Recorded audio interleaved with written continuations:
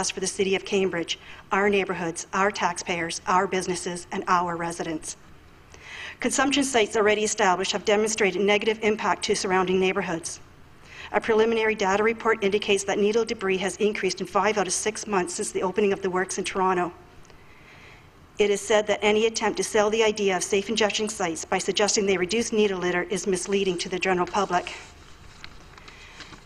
Amsterdam, with the red light district so ingrained into their community, have been failing at attempts to clean up areas threatening public safety, failing property values, and a criminal infrastructure that is now nearly impossible to dismantle. This is not what residents want to see happen in our city. Places like Tenderloin, San Francisco are seeing a decline of their community while there is an incline of costs from consolidation of services and problematic persons. Being in a warmer climate, they chose to confine their problems within a specified drug zone within close proximity to their nonprofits and services rather than a brick-and-mortar solution. The city spends over $750,000 per year of tax dollars on cleanup of sidewalk and street defecation, litter removal, and needle pickup of this consolidated neighborhood alone. When we look at the costs required to fund and maintain these types of supportive services within our city, the tax impact will become unsustainable for residents and businesses of our community. People will move, businesses will close, jobs will be lost. Drug use and abuse increases crime in a community. Crime, theft, and damage done to homes and businesses decrease their values and increase insurance costs, placing even more of a financial burden on those already struggling. In Calgary, police report that drug dealers are flocking to the community, targeting the most vulnerable population. The 2018 stats show a 276% increase in drug-related calls to police in the zone. Violence is up nearly 50%, with break and enter crimes going up almost more than 60%.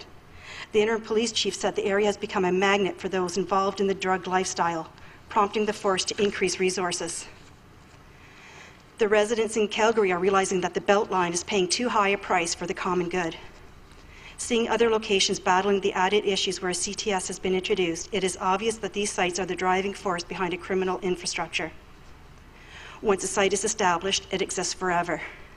A CTS stands for no accountability, no fear, no respect, and no consequences, making it so easy for both the addict and dealer to continue behaviors. As issues in the community increase, so do the social needs, which expand requests for additional services. Growth of services and consumption sites does not signify success, but failure. Increasing taxes to grow and maintain these services takes disposable income away from residents and spending at our local businesses, hurting a much-needed economic growth to sustain employment and self-sufficiency. When our city offers solutions and services that are not being offered in other cities such as Waterloo and Brantford, we will not be able to control the influx of individuals coming from outside of our area. The more people who flock to our funded services, the more of our tax dollars that will be needed to pay for added services. Children are one of our more vulnerable groups in our neighborhoods. Introducing a CTS in any neighborhood places our children in a dangerous scenario and puts them at greater risk of becoming a victim of the sex trade, another growing concern that should not be left out of these discussions. It would be premature to move forward in one direction when there are still so many interrelated gaps within the system that have to be addressed as a whole in a Cambridge community-based solution for a more positive outcome. In closing, we again offer our support to Council to extend the interim control bylaw and to consider incorporating new regulations within the city's official plan and zoning bylaws to encompass a minimum of the downtown core areas, with consideration towards inclusion of the whole of our city within the new policy. Thank you. Thank you. To the committee, are there any questions? Seeing none, I thank you for your presentation. Thank you. And now I think we're ready for the motion. Councillor Montero, you have the motion.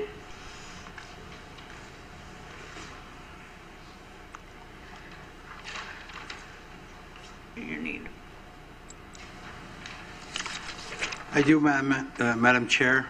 Was moved by myself, seconded by Councillor Adshade. Supervised consumption services, temporary overdose prevention sites, planning study restart. That the report supervised consumption services, temporary overdose prevention sites, planning study restart be received for information. And that Cambridge extend the interim bylaw scheduled to expire April 10th, 2019 to allow a planning study to be completed for the reasons as set on report number 19-043, and further that mayor and clerk be authorized to sign the bylaw attached to this report, which extends the period during the interim bylaw 55-18 will be in effect by less than 1 additional year. And there's a minor change that I've changed it in the bottom from April 9th, 2019 to March 26, 2020. If you look at your binder, it says March 26, I think it said. I crossed it over. And can I speak to it, please? Yes, please do. But before you speak, I just want to remind councillors, this is a time for the debate and your comments so far, but you do have only 2 opportunities to debate, so plan yourselves accordingly. Thank you, ma'am. Those are old rules. We know those rules, I think. Well, at least I do.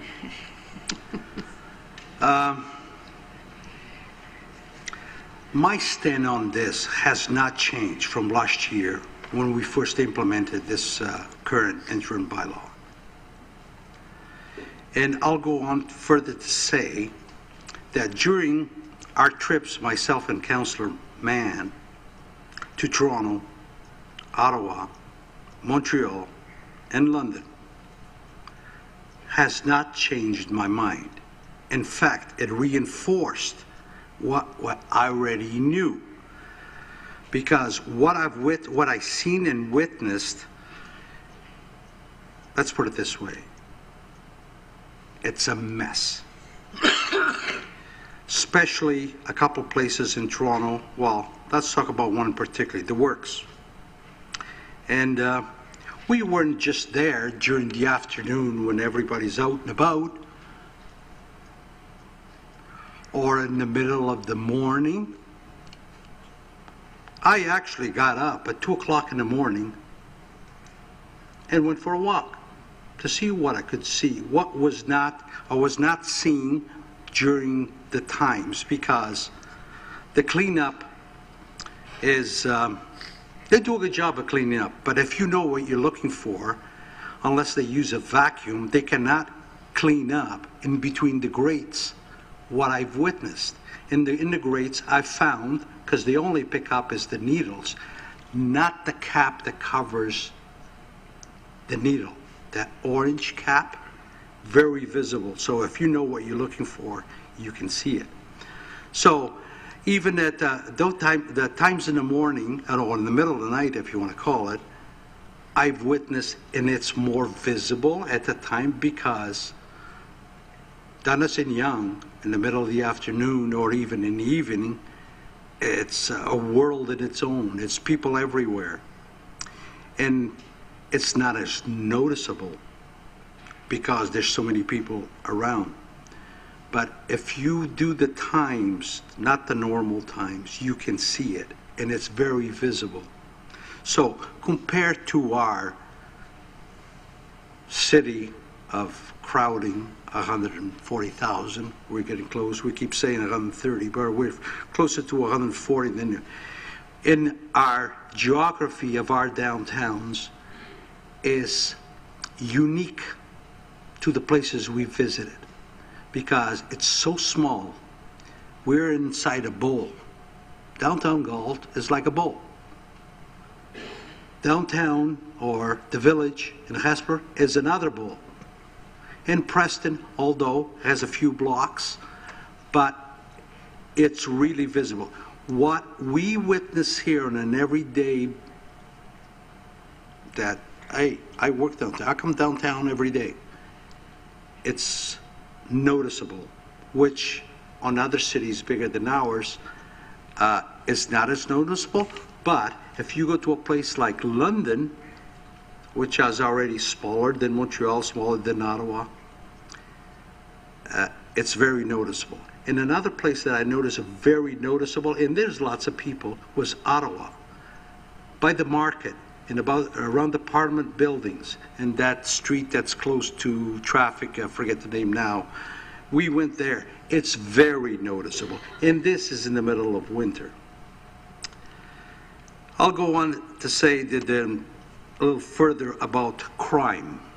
Look, I've walked this walk for 35 years. Yes, nobody can convince me that drugs don't bring crime. And also, drugs goes hand in hand with mental health. Sometimes mental health is a result of drugs. So, this, what's going on in Guelph, I didn't go because the date was changed and I had another appointment the day of to go and visit Guelph. I'm told it's unique, but you cannot compare Guelph to Cambridge. And what I've been hearing is I'm not convinced what they're experiencing, and it's only my opinion, there's got to be more to this than what we're being told, because I know different. I must have learned something in 35 years what drugs bring to a community. Let's use the East End of Kitchener. The East End of Kitchener a few years ago used to be a haven for drugs. If you go to the East End of Kitchener today, look at the neighborhoods. Take a drive up there. Within 2 or 3 blocks of King Street on the East End of Kitchener, look at those neighborhoods, what happened, the aftermath of what happened there a few years ago. You will see exactly what I'm talking about. It brings neighborhoods down to the point that is only landlords only rented to cater to a certain type of person. So that's what's happening. I'm not opposed to a consumption site in Cambridge, as long as not just a consumption site.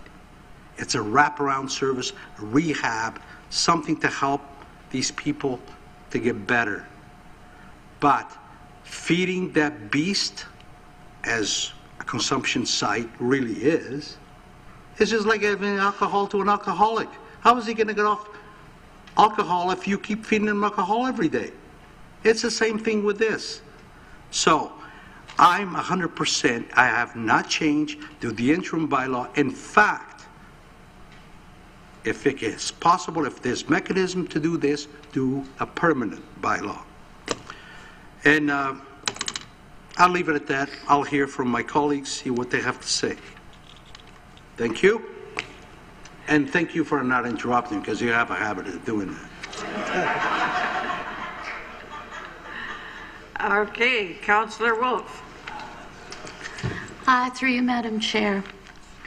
I had the opportunity of touring the drug overdose protection site at the Guelph Community Healthcare Clinic with Mayor McGarry, Councillor Reid, and Councillor Amata. And it's most probably too bad that Councillor Montero couldn't have gone and talked to the people that we did. Some of the citizens of Cambridge had been to the clinic, and it was them that suggested council go and check it out. Guelph is different than Cambridge, but we have more in common with our neighbouring city than we do with Toronto, Calgary, or Vancouver. I was very impressed with what I saw at the SCTS in Guelph. We met with staff led by Rochelle Devereaux, with Pat Milligan, head of drug enforcement for the Guelph Police, Mayor Cam Guthrie, and Peer Life Experience outreach councillors. All spoke very positively about the centre. We specifically asked about crime rates and were told they had not increased since the clinic opened. That isn't saying there is no drug crime in Guelph. That is saying that the crime did not increase because of the clinic. We asked how they solve problems which may arise with clients who use the Safe Consumption Clinic. We were told that the peer counsellors generally handled things like telling a client to lower his voice if someone was loud, or not to bring their bike into the clinic. They would offer them a lock for their bike so they could keep it safely outside. Their staff had also canvassed local businesses and been told that storekeepers were finding fewer needles near their properties now that the clinic was open, and the police said there was less drug trafficking in the area because people were watching for it. Eyes on the street deters crime. That doesn't mean that drug trafficking isn't in Guelph. It's just not in that area right by the clinic. Those using the centre had to sign a form committing to not buying drugs near the clinic, or they would lose their right to enter the clinic. Since the overdose protection site opened, they have had 50 people overdose in the clinic, all of whom were revived. That is 50 deaths prevented. On average, they have 17 clients a day, with a maximum of 30 in the summer. There is excellent communication between the police and the clinic.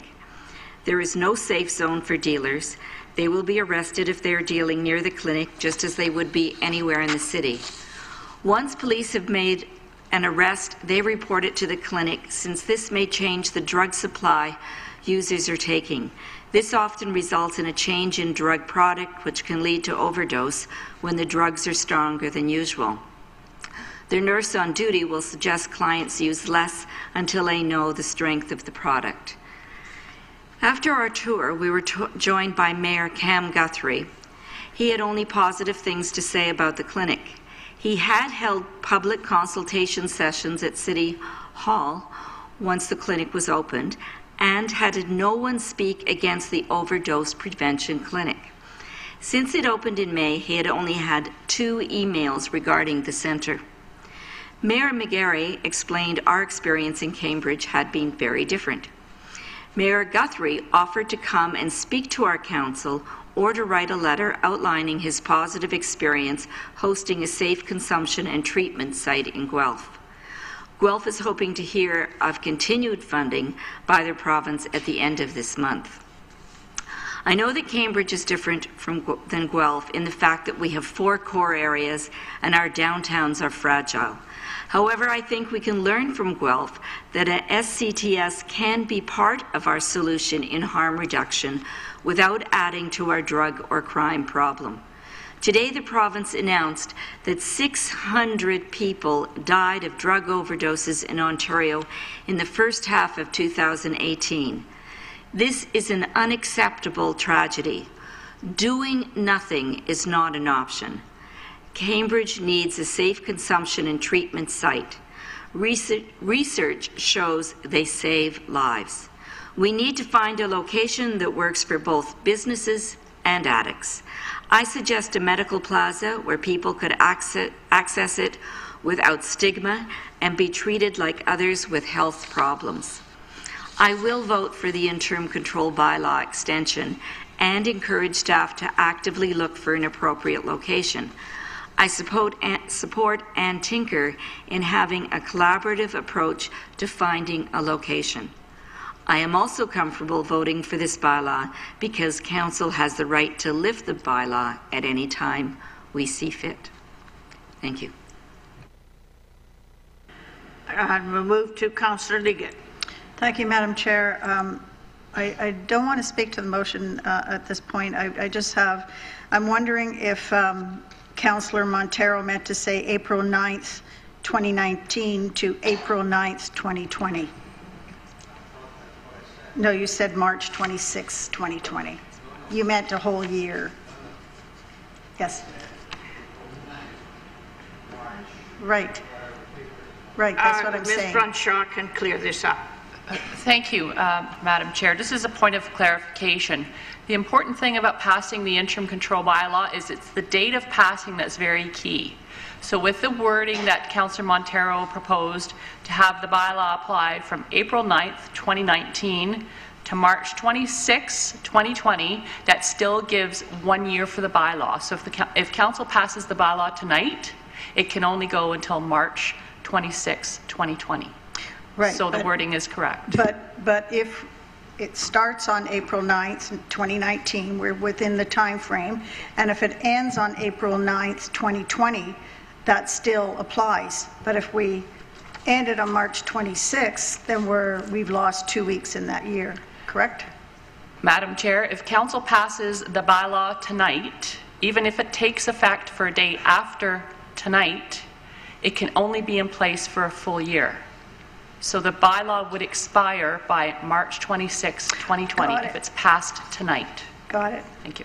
Okay. Got it. So that was not your speaking, that was just a question you wish to ask? Correct. And you don't wish to speak at this point? I might if other people start talking around. I just wanted that At to this be cleared point. up. Yes. You, No, I don't have a Okay. comment in my head, but that's not to say I won't no, once I it goes didn't around. ask that. I just asked if you wanted it now. No. Okay. Then we'll move to Councillor Adshake. Thanks, Madam Chair. And I'm in support of this motion. As Councillor Montero eloquently told us that our core area is too small. Like the core area of Galt is too small to support a consumption site. And I think we've heard that from all the residents and businesses who are strongly in that core area, who are strongly opposed to this site. I went to a public consultation about a consumption site, and the public was strongly, people from the core and even people from out the core were strongly opposed to a core area consumption site. That doesn't mean I don't possibly in the future we can find a good location. Like I always felt the hospital was a good spot. We could include wraparound services, which I think are badly needed if we're going to have a consumption site. And the good thing about if we ever could get it at the hospital is that I think it's large enough, people wouldn't feel threatened or stigmatized by attending, and there'd be staff and the wraparound services in a clinic by the hospital or around the hospital, I think would be the best. And also we got to remember too, with the core area, the bridges will be moving. So I think we might be a good idea to find out where the bridges are going before. Hopefully this will be solved before we come to, if we decide where location would be. So just in general, I'm in strong support of this motion. And now we'll move to Councillor Devine. Thank you to the chair. I strongly support the motion. We struggled with this a year ago. I do strongly support the motion, and we really need to stay on the motion as opposed to talking about SIS sites at the moment. And we're dealing with a motion to extend the interim control bylaw, which to me is a no-brainer. Thank you. Councillor Mann. Thank you, Madam Chair, and I too am in support of this motion. I was with Councillor Montero when we did those trips to Toronto, to Hamilton, or to Montreal, Ottawa, and London. And there's a big difference between our core and those cores, and specifically our core is far too volatile and delicate to handle, in my opinion, a site. And but we also have to remember who these people are. They're mothers, fathers, sisters, brothers, aunts, uncles, sons, daughters, grandparents. And they're addicted to drugs for various reasons. Not because, some of them, not because they want to be, but because of medical conditions that have dictated that they need this type of medication to get through whatever the illness is that they have. I agree. I think Councillor Adshade said the hospital is an ideal location. It's centrally located in our community, and we have access to it from many different locations. And it's also, we also have a new hospital, and there's the existing hospital where something could be located.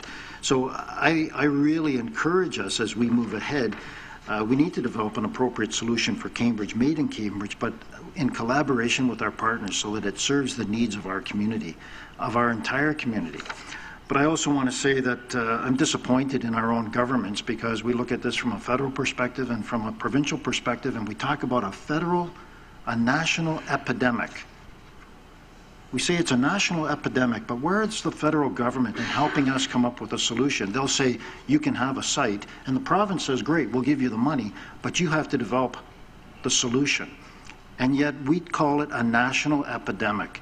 So where is the federal government? And I think I'm just venting here. I'm frustrated because our governments are missing the mark and are not here with us to help us develop a solution, because if it's a national epidemic, then we should be looking at what's best for our country, and saving lives is what we're all about. And I think our other government levels of government have not stepped up to the plate. The region has, certainly the municipality has, the province says we'll give you money, the federal government says we'll help you do, we'll let you select a site, but you're left to do it on your own. I'm sorry, at the end of the day, I do support the motion. Councillor Mehta. Well, thank you, Madam Chair. Councillor Mann did raise a good point that this has been dumped on the municipalities, and that with it being a national epidemic, we need to see more leadership from the upper levels. So I agree with him on that. I'm strongly supportive of the motion to extend the interim control bylaw. You know, my concern with the cores is they're very small, and although good things are happening downtown, the cores still need more help, right? Like, we still need to see more development down there and that, and this would be a hindrance of that. And I was talking to some councillors in London who wanted to see their site move out of the core because they've been trying to revive their downtown as well, and it's made it worse. So they're looking at moving the site further east out of the core.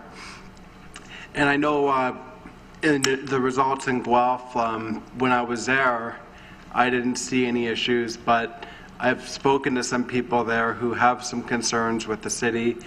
So I'm hearing mixed results, but anyways, Guelph is an entirely different city than Cambridge. It's a university town. They have a lot more people living downtown.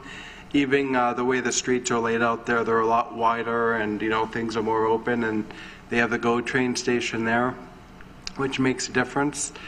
And through my research in Toronto, like when I look at the increase in crime at Ryerson University, which happened after their site opened in the area, I am concerned about the impacts that these sites can have on the community. And at the end of the day, prevention and basically getting people the help they need, that's what we need to be looking at. And I'm not a fan of these sites. And I'm going to keep my comments short on that because I know that's not the issue we're debating. But I would like to look at some of the alternatives, like the hydromorphone model and some of these other initiatives, to see if there is a better way. But at the end of the day, I support this interim control bylaw, and I'll be voting to extend that. Thank you. And now, Councillor Liggett. Yes, thank you, Madam Chair. I absolutely support extending the interim control bylaw. You know, when I hear people say repeatedly that the model is broken for safe consumption sites or OPSs, whatever the alphabet is of the day, I can't agree with that because I don't think the model was whole to begin with. So if it wasn't whole to begin with, it can't be broken. There was no glue holding the pieces together. And I think that what we are doing here and did a year ago was a great step to create a new model that should be emulated across this country. And I'm sure that there are many, many communities who already went the other way who wish they had done the same thing.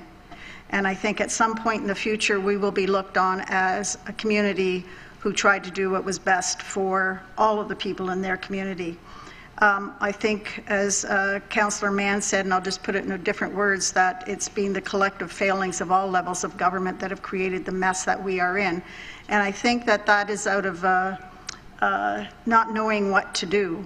And so you have people who come up with these ideas without thinking of what if there can even be any possible repercussions to what they create. So what we're seeing across this country, I think, is part of it is because of the speed at which this has hit us, but also because I don't think that they looked wisely at what the repercussions were going to be. And like I said, I fault all levels of government for this. But I have to say, putting party politics aside, the provincial government, I think, has given us a bonus here by giving us a bit more time in which to create the model we think works for our community, and I think that's wonderful. But I am disappointed at the federal level that they took the right away in October for us to be able to say, no, we don't agree with this here in our community, by saying that for it to happen, an agency does not need to have the community's consent any longer, or the province's consent. So again, that could be added to the failings, I think, because we need the time in which to do that, to allow for people to get the help that they need in a way that's sustainable, and in a way that everybody can have that help, no matter how much money they have, and that they can get it immediately. And I think by what we are doing also here is we are saying, hold it, stop. What you're trying to force us into doing is not going to work. It's just going to add to the problem even more. So I support this 100%, and I'm happy to hear around the table that others, for whatever various reasons they have, are also going to support this tonight. And we can get down to the work that we're going to need to do for the next year.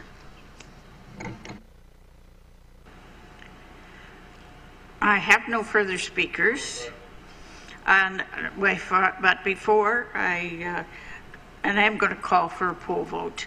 But before that, I have some remarks from the chair that I would like to make, but I want to make sure that every one of you has had your opportunity to speak. Okay, I see no further ones. So I really feel that I must speak to the continuance of the interim control bylaw for yet a second year. This bylaw is about control.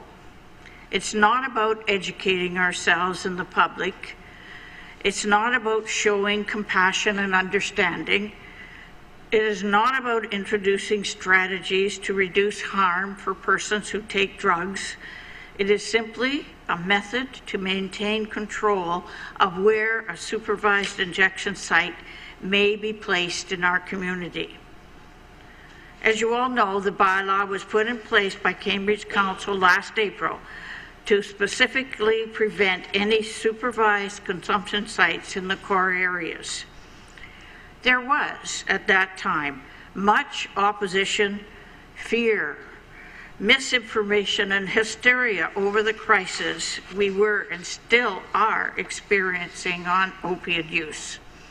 This bylaw looked like a way Council could take control until we could get some answers to reduce the terrible effects that we saw happening. It was never meant to be permanent.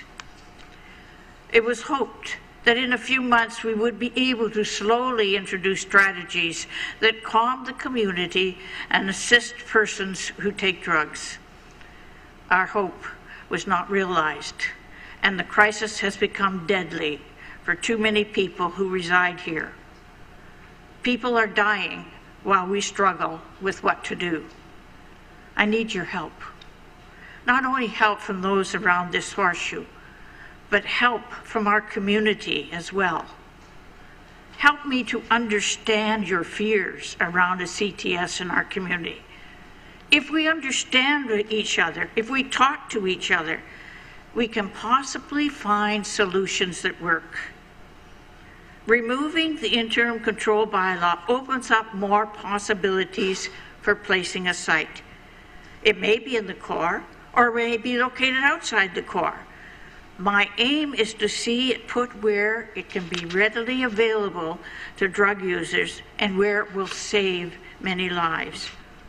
Nothing less, nothing more. I know there are residents out there that want Council to take action rather than be reactive.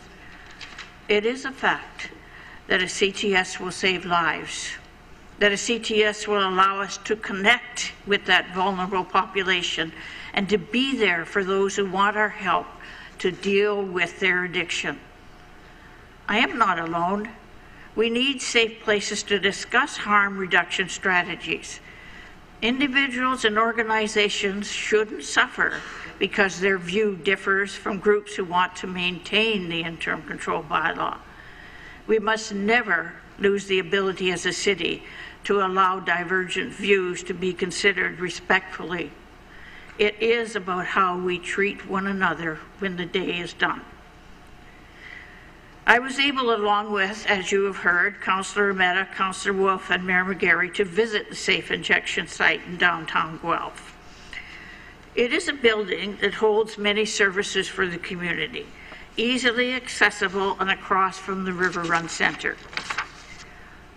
It is hard to convey in words how compassionate and realistic the staff are towards those who use the site to inject their drugs safely. There is no judgment or stigmatization of people. The language used ensures that staff see those who use drugs as people who have a disease. Staff is there to connect and to help in any way they can. There are rules, clearly and prominently displayed, that must be followed to ensure safety for all. For instance, those who arrive by car are not allowed to drive after use. The Guelph site, we've been told, has not increased crime in the area. In fact, the staff told us that some of the businesses around them are pleased because it's greatly reduced the number of needles scattered about the core. It has been accepted by the businesses in an area as a good way to help drug users who otherwise visit public places to inject their drugs. No one wants public washrooms used as injection sites. That is what is occurring now in our core, and we can stop that by opening a safe place for drug users to inject. Help me to understand why a similar site wouldn't work in our core. Why do we put blocks in the way when we could be looking for answers? Why are we not working together to help save lives? Why are we so insistent on controlling our environment rather than building an environment that allows homeless, drug users, and persons with mental health issues to reside safely in our community? I support abandoning the interim control bylaw in favor of working together with our community, our businesses, our nonprofit organizations, our regional government, and our needy residents. Stop the fear and allow yourself to step into the world of those in need in order to more fully understand their issues. Let's build a community for everyone. We espouse being inclusive, so let's do it. Let's be the community that says, no more deaths. Let us lead the way and support harm reduction strategies that work. Our bottom line must be saving lives, saving the lives of those who need our help and compassion. It is not only what we do, but also what we do not do for which we are held accountable. That's a quote from the French philosopher Molière. And now I'll call for the vote. Those in favor? Oh, we want to poll vote. Yes. Councillors, you may vote now.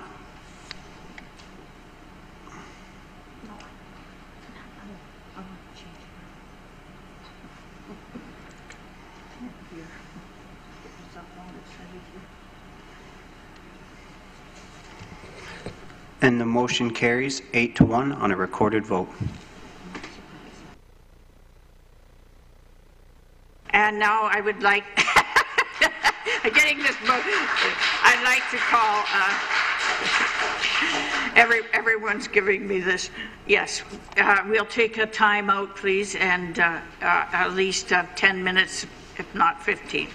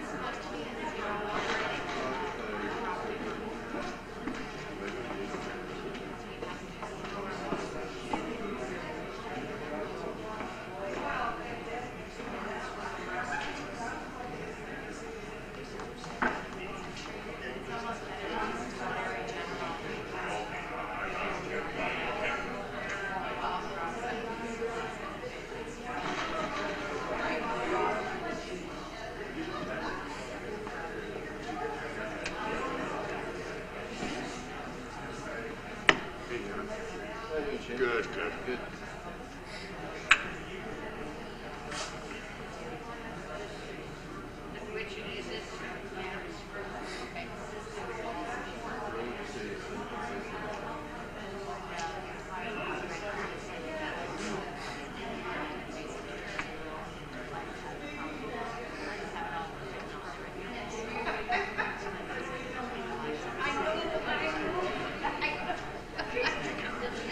Good, how you doing, buddy? Yes, getting there, buddy, I'm getting there, yeah.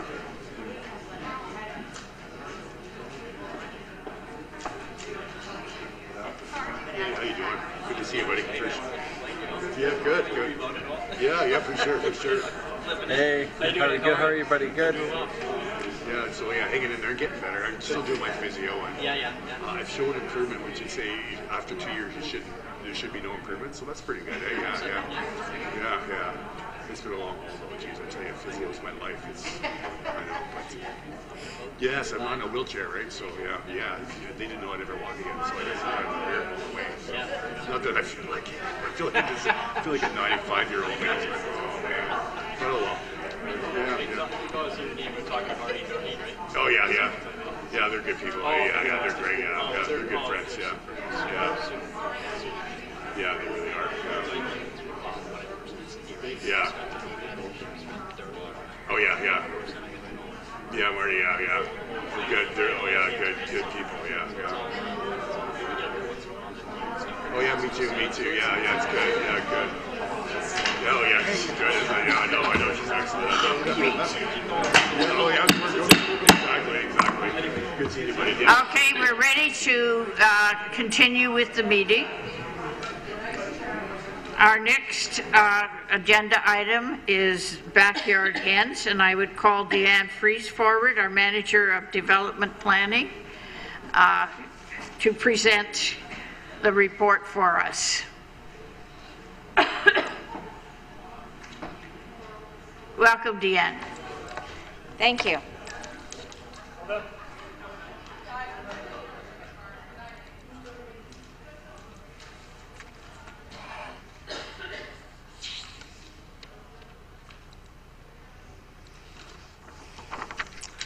My name is Deanne Fries. I'm the Manager of Development Planning, and I'm here to do a quick presentation on the Backyard Hens Recommendation Report. So just as background again for this topic, an initial survey was conducted in 2016. Based on the results of that survey, the city conducted a review of the zoning bylaw and the animal control bylaw and determined that an official plan amendment and a zoning bylaw amendment would be required to allow backyard hens on residential properties in the city of Cambridge. Following this, we held some public information meetings in February of 2018, where 3 options were presented for public feedback. And we also conducted a survey in March 2018 based on those 3 options. A formal public meeting was held for the official plan amendment and the zoning bylaw amendment on September 11th, 2018. This slide shows the results from the 2018 survey of the 3 options. The first options would be the status quo, which would be to only permit hens in rural and agricultural areas, and that's what's allowed now. The second option, which had the highest preference from the survey, was to permit backyard hens with regulations, but there would be no permit process, no inspection, and no registry system. And the last option was to permit the backyard hens with regulations. The city would maintain a registry. We'd have a permit process in place and a one-time inspection fee. In our research, we looked at a number of other municipalities in the area and whether or not they were allowing backyard hens. As you can see, the first few in the chart did allow backyard hens. Guelph had a minimum setback of 15 meters from most property uses, from property lines, adjacent residential, schools, churches, a number of different setbacks required. North Dumfries has allowed a pilot project, but they have a minimum lot size of 1 acre, as does Quinte West. The remaining municipalities in the list chose not to allow backyard hens. So based on the public feedback, there were a number of benefits to allowing backyard hens in residential areas that were identified, and these are on page 28 of your agenda package. I won't read through them all. There was also a number of concerns that were identified. So I have them listed on this slide and the next slide. And the staff response to the various concerns that were raised is included also in your agenda package on page 143 in Appendix E. And what we found was that many of these concerns can be mitigated by providing information to hen owners, maintaining that registry and the permit system, and having an enforcement system in place. Staff also provided on Appendix F some information that could be provided to hen owners to mitigate some of these concerns. So as I mentioned, staff conducted research about both the benefits and the concerns that were identified, and also looked at which concerns could be mitigated through the regulations in the Animal Control Bylaw and the Zoning Bylaw. And as I mentioned before, not all of the concerns could be eliminated or addressed. However, we did respond to all of them in that Appendix E of the report. The current bylaw enforcement services do not include the administration of this program. Therefore, training and budget is required if staff or if council chooses to allow hens with the registration, the permit system, and the enforcement. And Nicole, the manager of bylaw, is also here today as well if you have any questions about that cost and the estimate on a yearly basis. So staff have recommended that we do not proceed in allowing backyard hens in residential zones, and this refusal is based on the cost, which we estimated was around $12,000 to $15,000 a year. And that would be to maintain the registry, to develop the permit process and maintain the permit process for inspection, training, and enforcement purposes. We also noted that not all of the potential concerns could be mitigated or addressed, such as health concerns, conflict with neighbors, the attraction of predators and rodents, and the conflict with domestic pets. And that's all I have. Thank you. Thank you. And so to the committee, you have questions. Councillor Mann. Thank you, Madam Chair, and thank you for your presentation, Deanne. Just two quick questions for you. Rats are going to be a problem if we had backyard hens, would they? Well, we don't know. There are ways to mitigate the problems, and we've looked at those different concerns in the staff response in Appendix E. The coop design regulations in the Animal Control Bylaw can help reduce these concerns, but not necessarily eliminate them. Thank you. And just a follow-up question then. Your recommendation is before us. What is your recommendation as far as the existing backyard hens? Because we have a number of people who have been allowed to continue with backyard hens while we have been considering this, and the recommendation before us is to not allow it. What is your recommendation as far as the existing backyard hens? Through you, Madam Chair, if council chose to not allow backyard hens, I would say that those existing situations do not comply with the zoning bylaw or the official plan, and therefore they would need to cease. Thank you. Councillor Mehta. Thank you, Madam Chair. Through you, is there any risk of disease through the feces and other things? Like, how could we mitigate that? Yes, there is some risk. We have looked at these concerns again in that Appendix E of the report, and there are ways again to lower the risk by good care of the hens, the lower number of hens, only allowing 4 hens, a minimum age for new hens, downtime practices. There are ways to lower those health risks, but they are still possible. And now we'll move to Councillor Liggett. Thank you, Madam Chair. I'm glad you brought up about the avian flu and the salmonella, because those are possibilities going forward. So a question based on what Councillor Mann had just asked with regards to existing places. we wouldn't really need to get them to cease and desist, because we could just say you cannot get any more new ones, correct? We could allow them to stay. They register how many they have now, and once those die. Through you, Madam Chair, so if council chooses to not permit them and not allow this amendment, they would not be permitted. They would be in violation of the zoning bylaw and the official plan. So we would have to change the motion to say that they're grandfathered. You would. Okay. Mayor McGarry. Thank you very much for your presentation. A couple of questions just regarding the experience of some of the municipalities, especially the ones that are close to us. Have you reached out to those communities to see what the effect is after they allowed backyard hens into their municipality? Yes, the closest municipalities of Waterloo and Kitchener we have reached out to. Waterloo chose to not allow new hens to be established, but they did allow the existing owners that had hens to continue. City of Kitchener did decide to allow backyard hens. They have had a good experience with the establishments in various residential properties. However, we have noted, and Nicole can comment on this more, that their enforcement model and their bylaw enforcement staffing model is very different than ours. So they had the ability to take that on under their current staffing model. A follow-up, if I may, Madam Chair, through you.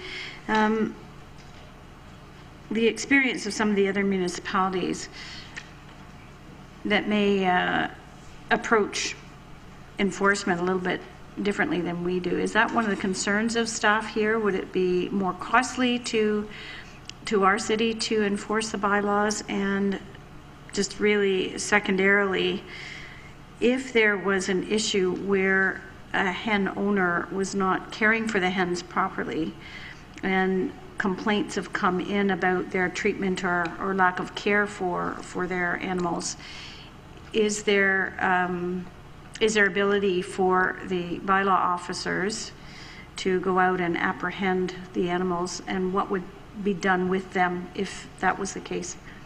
Yeah, if through you, Madam Chair, if council chooses to allow this, we would have to have a budget increase to train those bylaw officers that we have in place, and also to establish the registry system, the permit process, potentially additional staff to go out and enforce these, and so we could enforce those type of situations.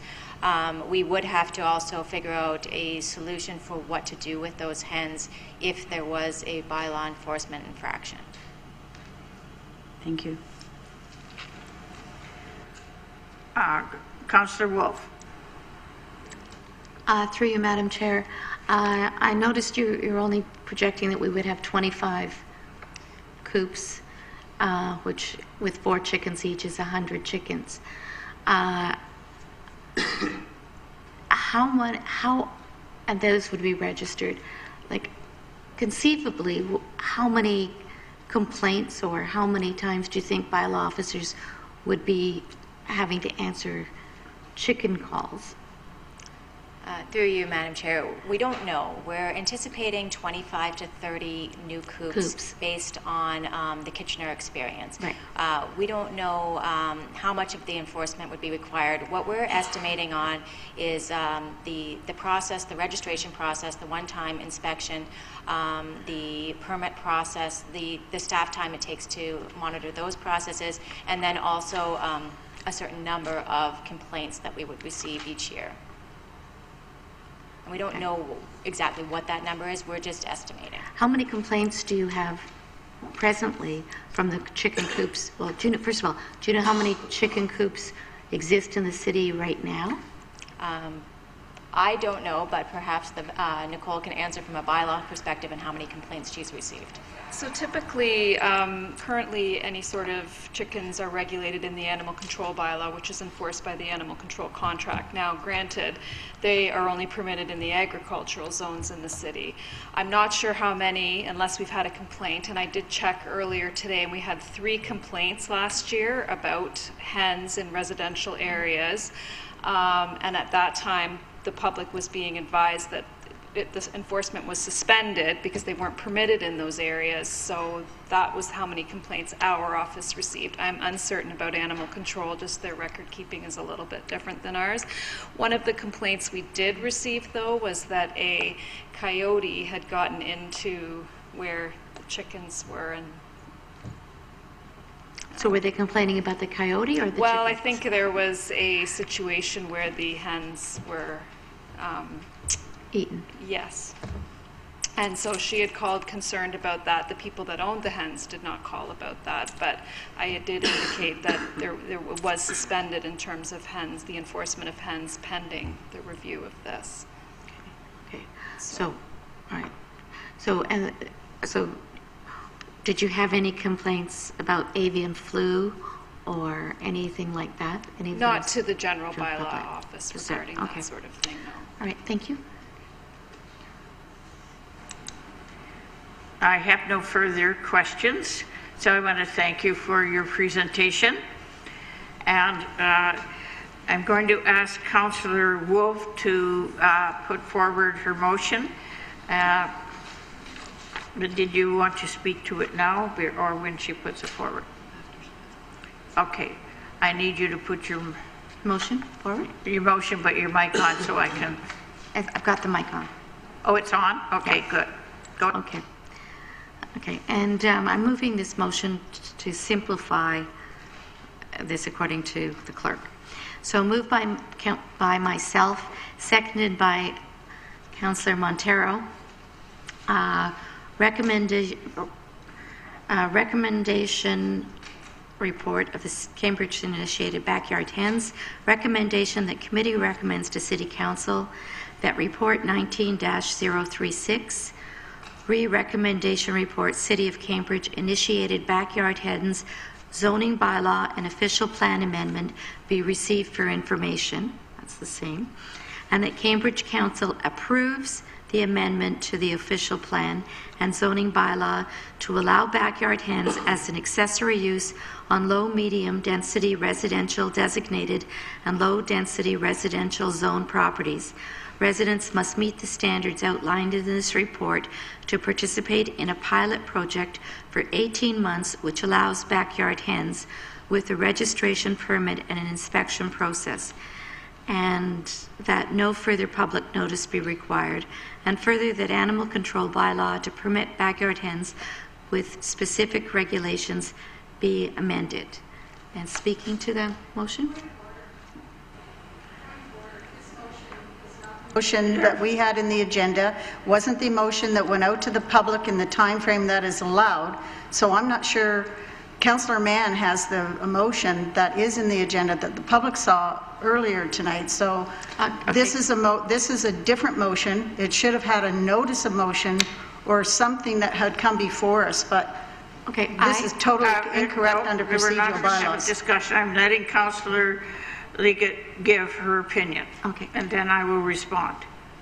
I'm sorry, I missed the ending of your opinion.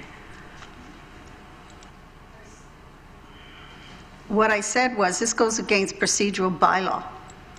This isn't the way motions get brought forward in front of us, in particular when we already have a motion on this issue.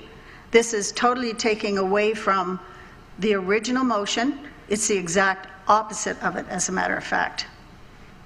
And I think that Councillor Mann should have been able to present his motion, and if it got turned down, then another motion could be brought forward. But we haven't even had a notice of motion on the one that Councillor Wolf has presented, or if she had asked for an amendment. So totally against procedural bylaws here. Okay, now I will tell you what we had decided with the clerk's office. We discussed this issue. We knew that Councillor Wolf wished to bring forward a motion that would allow for a pilot project, and we wanted to have an opportunity for that to happen. So the clerk and I decided that we would allow Councillor Wolf's motion to go forward, and then you could vote on that.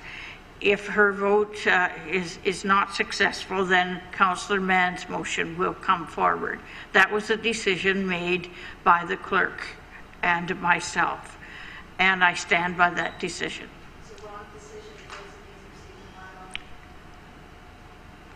You can challenge the chair if you wish.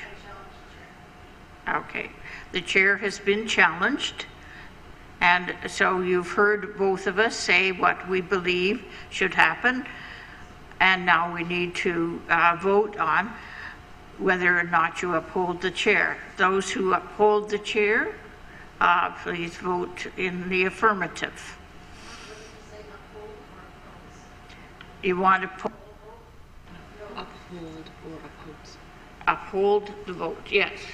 Uphold the chair's decision. That's what I'm asking right now. Those who uphold the chair's decision to allow the motion to go forward, please vote now.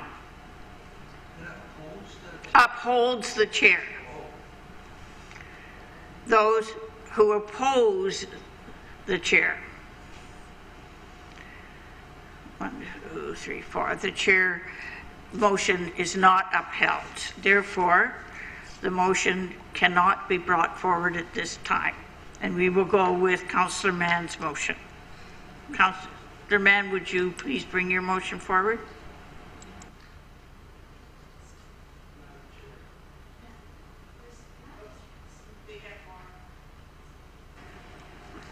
Councillor Montero, you have a question? Yeah, I do. And it's a clarification of what we just voted on. Councillor Liggett has a point.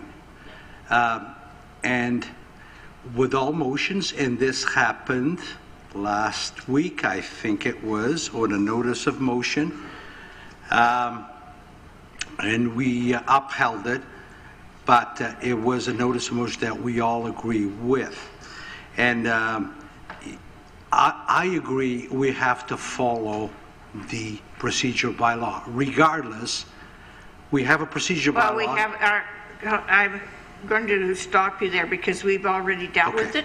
The issue is over. Okay. And so I would like to move forward, and Councillor Mann, you have a motion to bring forward? I do, Madam Chair.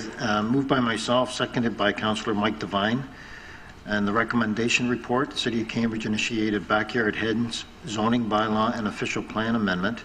That report 19-36, the recommendation report, City of Cambridge initiated backyard hens zoning bylaw and official plan amendment be received for information. And that Cambridge Council refuses the amendment to the official plan and zoning bylaw to allow backyard hens as an accessory use on low, medium density residential designated and low density residential zone properties for reasons set out in the report.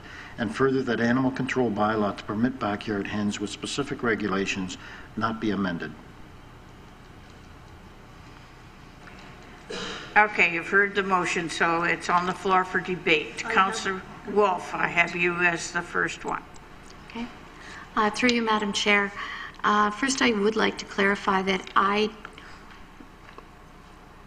did not propose doing it this way.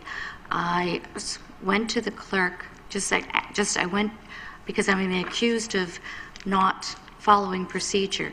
And I said that I would make the motion after this motion, or I would make an amendment to the motion. And I was told that for clarification, and that because people get confused when there's a negative motion or there's amendment to a motion, that this was the better way of doing it. So that's why I brought it forward.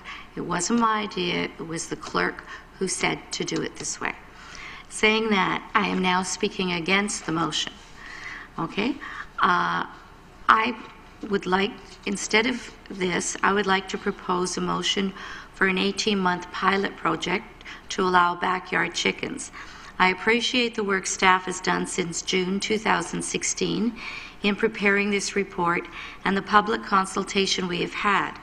Our survey resulted in 74% in favor of backyard chickens.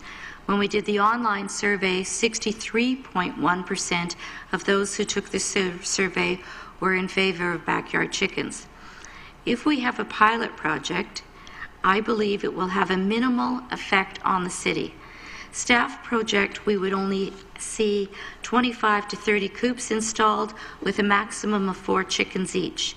In North Dumfries, which currently has an 18-month pilot, Sue Foxton reported that no one had applied for a coop. In 2016, Kitchener adopted a pilot project which allowed up to 4 hens in backyard coops with a one-time inspection fee of $50. Gloria McNeil, the Kitchener Bylaw Enforcement Director, was quoted in the record saying, "We have had minimal complaints in regards to the chicken coops, and overall the program is working really well." I have no doubt it could work well in Cambridge. The City of Guelph has allowed backyard chickens for years, and Niagara and the City of Kingston are in the middle of pilot projects.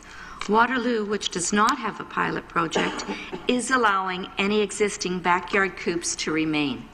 None of these cities are reporting disease or coyote or rat infestations. Predators are more likely to attack cats, small dogs, and be attracted to many bird feeders than to well-maintained, fenced chicken coops. The people who have spoken to me who wish to raise chickens seem to understand what they are doing. They want locally produced, better-tasting eggs. They say chickens make good pets and teach their children about where food comes from. Raising chickens in this way contributes to community building, health, and social and environmental benefits. The 4-H Club can attest to the benefits of teaching children the responsibility of caring for animals.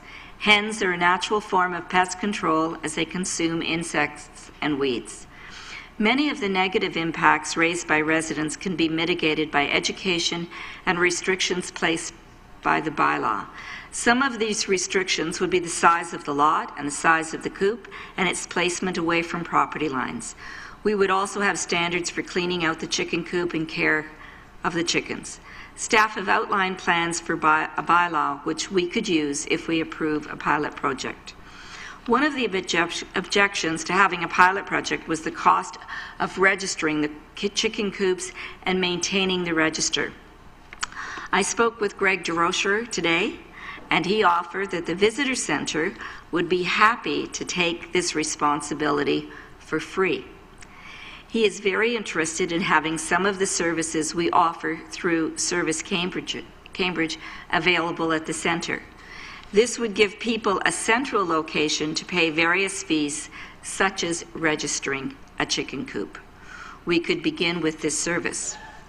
I urge Council to defeat this motion and allow a second motion with a pilot project.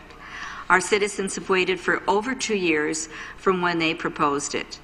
I do not want us to give in to fears which may be unwarranted given the experience of our neighbours in Kitchener and Guelph. And now we'll move to Councillor Liggett. Yes, Madam Chair. I was wondering if Councillor Mann would accept a friendly amendment to his motion to allow for grandfathering of those that are existing chicken coops in the city and that they be grandfathered only until such time as the chickens that they have existing today become deceased. Councillor Mann, are you, and your second, or who's your second? We're both willing to accept that amendment, Madam Chair. Pardon? Yeah. Ms. Brunshaw would like to speak to it.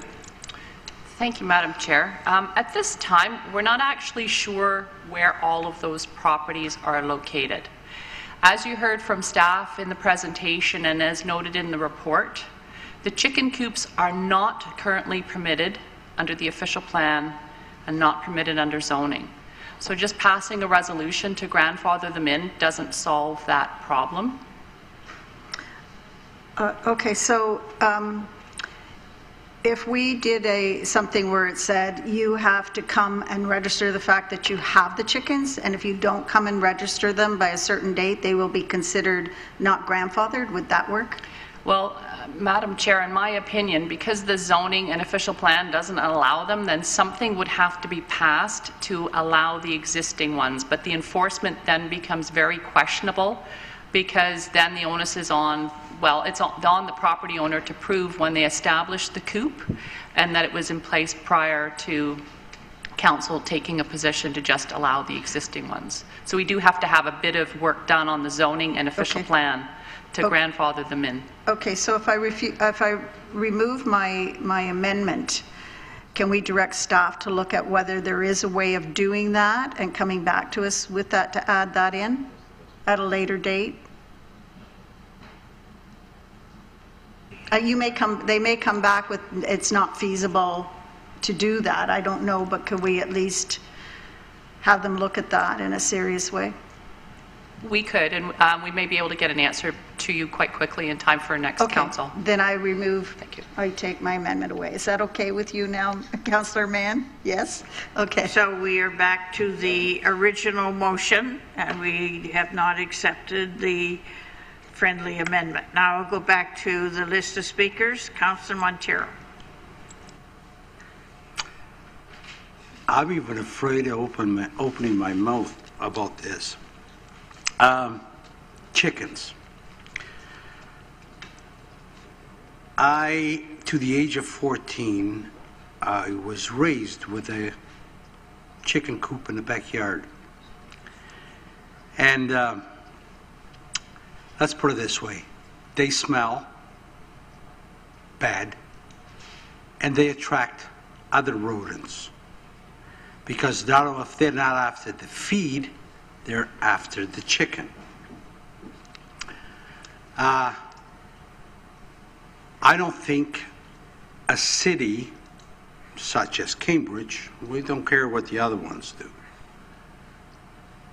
We already have small lots, and the lots back where I came from are no comparison. They're an acre or better, or 300, 400 feet deep.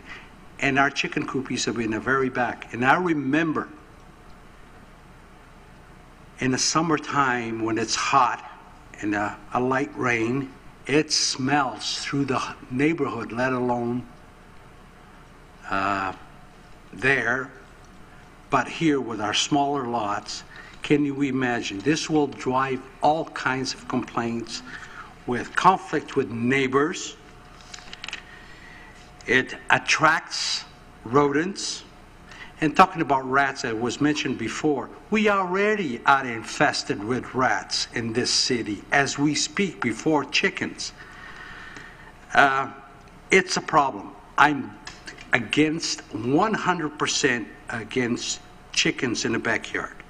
And if you use the thing, fresh eggs, give me a break. If I fry 2 eggs, one that was laid last night and one that was laid 3 months ago, you can't tell the difference. I dare you. I'll try it.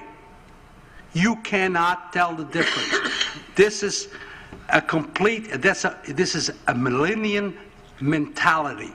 It's a novelty that everybody wants a chicken and oh, I have chickens. We already have problems enforcing certain bylaws. We don't have enough bylaw officers. Can you imagine bringing chickens into play? Come on. If you want fowl, well, get a bird. Get a canary or a parakeet. No chickens.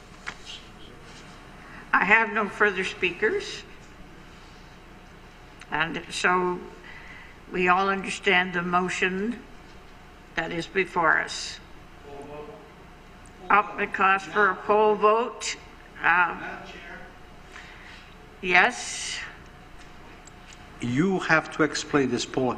Read the motion before you vote. Your supporting staff with no chickens is a yes? Right? We know that, man. Very good. So are we ready for the vote? A poll vote. Committee members, you may start voting now.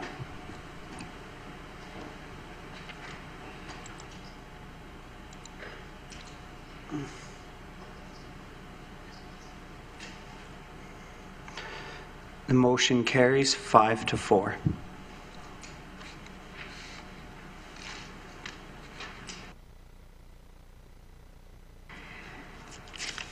Thank you very much. So we will move on then to the consent agenda. Councillor Adshade, I believe you have the motion.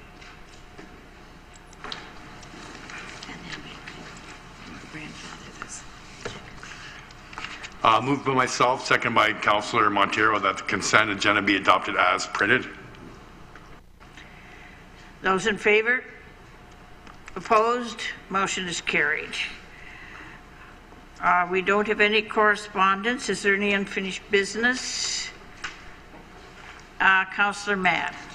Thank you, Madam Chair. Maybe not unfinished business, but new business. And I just need to bring this to everybody's attention and hope we can give some direction to staff. We know that there was an incident in Preston on Saturday in relation to the Select Shooting Supplies. It happened at Select Shooting Supplies on Argyle Street, which is right at the corner of King Street in Preston. And there was an incident there where an individual went into the store, caused injury to the store owners, and was later apprehended outside the store. And because of police involvement to such a degree, the SIU were called because of injuries that occurred to the individual. My concern is that we don't know about these gun shops that are located in our communities. And when I inquired about it, they're regulated federally and provincially, but when they come to the municipality and a license is issued, my understanding is that a license is issued as a retailer and not necessarily what the product is or what the goods are that they're selling. And to have a gun store located in a downtown core opposite a park, down the street from a school and close to a senior's home, I think is not appropriate. But more than anything, I think this municipality, we need to know when those types of businesses are in our communities. And if they're in any of our downtown cores, I think it's incumbent upon us to know that. And when I spoke to some councillors tonight, most of them didn't know that the store existed. Councillor Devine said that he was over at the Preston Market one day, saw the store, so he went in and took a look. But most people didn't know it was there. And I think it's important for us to know, not only because it's our community, but certainly from a safety perspective. And so I wonder if there's a way in which staff, when these kinds of things do come forward, we can find out what it is that they're selling, and if it means an amendment to a bylaw so that we can find out what the product is that is being sold, that we would know. Because I think it's important that we know what's in our community and where it's located. So we can take that as a direction to staff to explore how we can find out what actually comes into our community. And if they can get back to us and let us know what can be done so that we could have that information. Yes. Thank you, Madam Chair. Hardy would like to speak.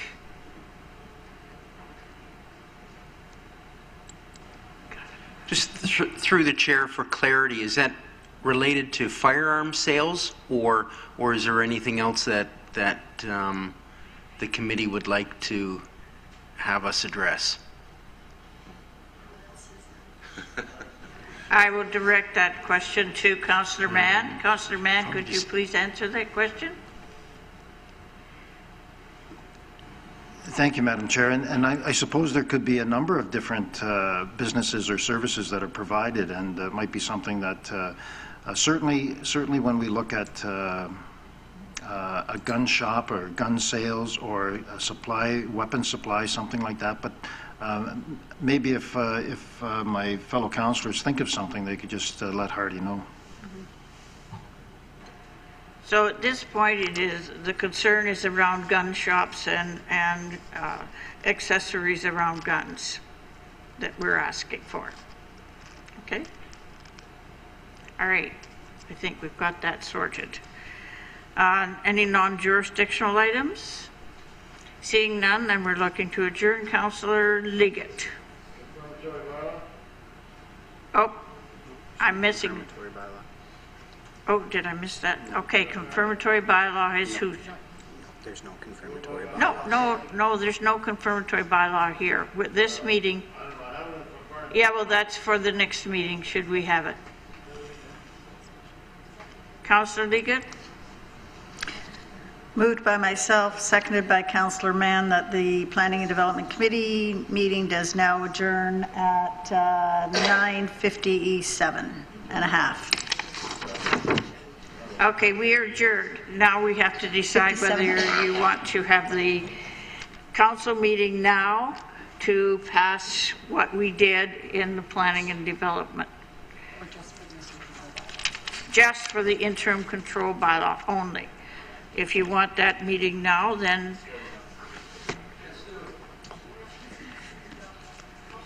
you'll stay there. Okay, fine. We'll put you on if you put the...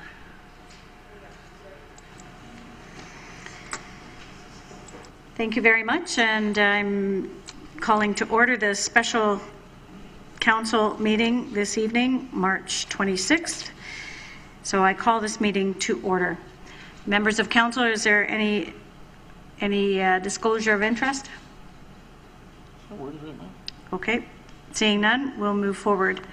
I think Councillor Adshade, you have the motion.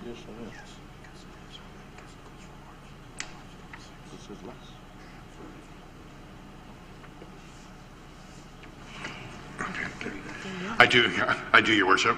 Moved by myself and seconded by Councillor Montero, that being a bylaw of the City of Cambridge to extend the period of time during which interim bylaw 55-18 will be in effect by less than one additional year to March 26, 2020. Thank you. Any discussion? Recorded vote. Need a recorded vote.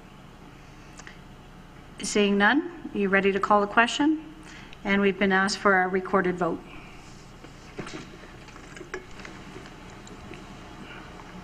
Councillors, you may vote now.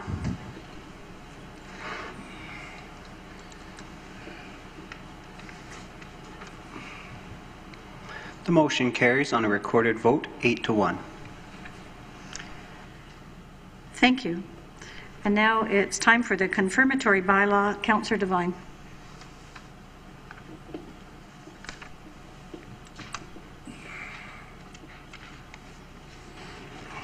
Confirmatory bylaw is printed, seconded by Mayor McGarrett. Thank you. Any discussion? All those in favor? And that's carried. Adjournment. And now we go to the Councillor Ermetta for adjournment. Moved by myself, seconded by Councillor Montero, that the meeting be adjourned at 10:01. And all those in favor? Thank you very much. That carries. First time ever voted.